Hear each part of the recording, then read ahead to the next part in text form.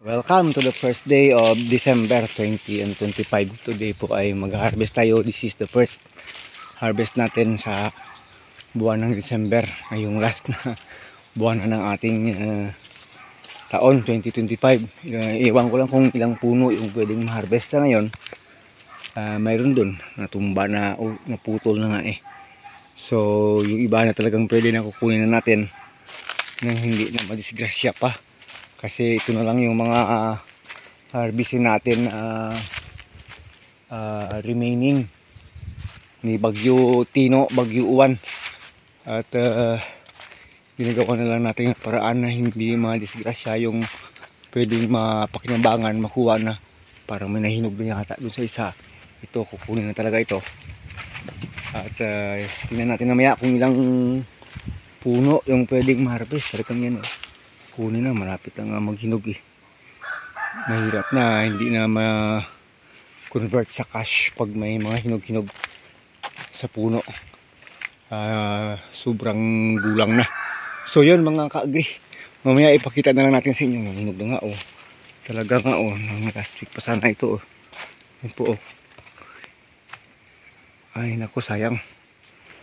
Okay lang yan, at least yung iba hindi sasayang ano pa, pakilabangan pa. Ito kasi itsura eh, hindi maintindihan eh. So most probably lahat na pwede lang ma-harvest ng araw, uubusin na lang natin to the best we could. Kasi binibigyan pa tayo ng magandang panahon. Kasi pag bumagsak na naman yung ulan 2 days from now, mapapasok na namang masamang panahon.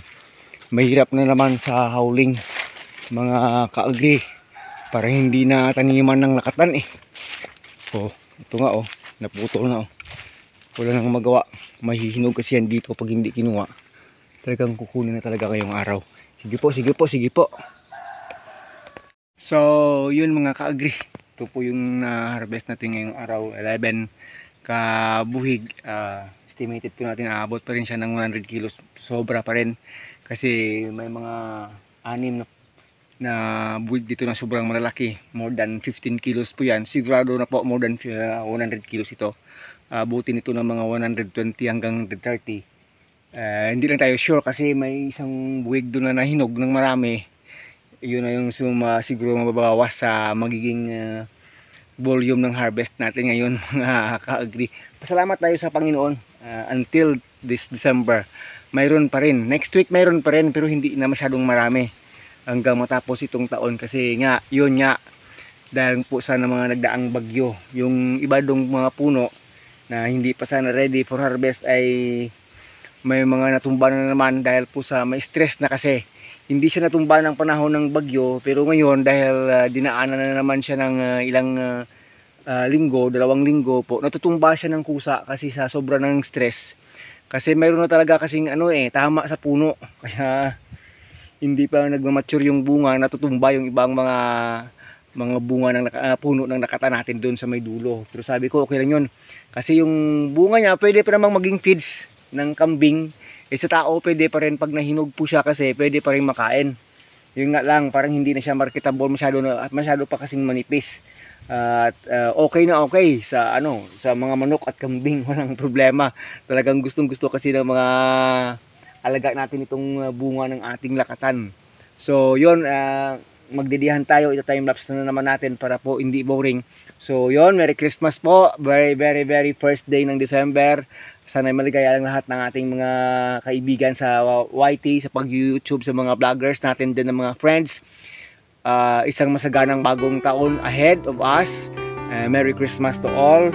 Inuunahan ko na kasi baka makalimutan ko na. So magdidihan po tayo ng ating mga saging sa ngayon.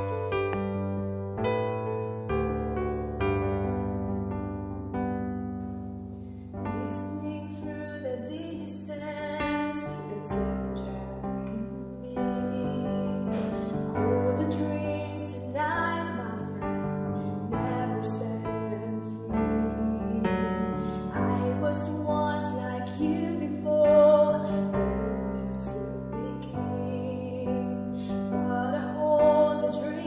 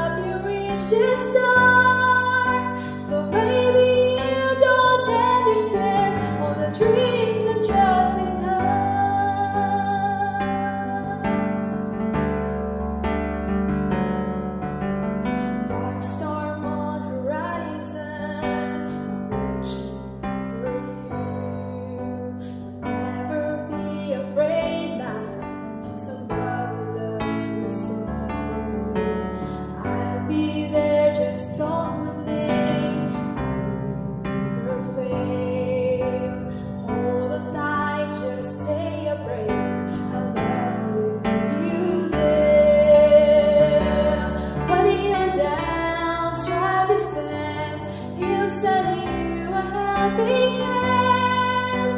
Your life is not just fantasy, all the dreams and be apart. Don't give up, never stop.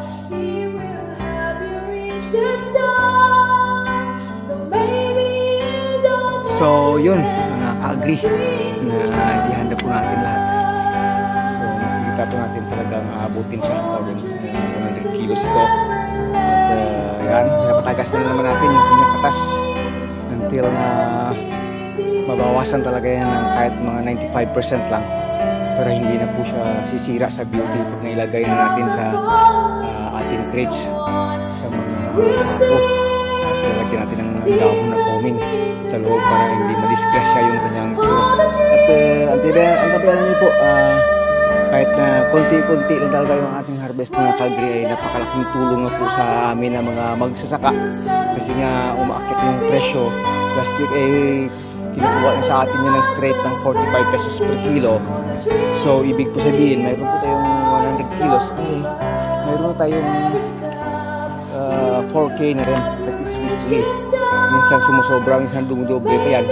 So napakalaking bagay na po yan mga kaagri sa amin na mga maliliit na mga magsasaka.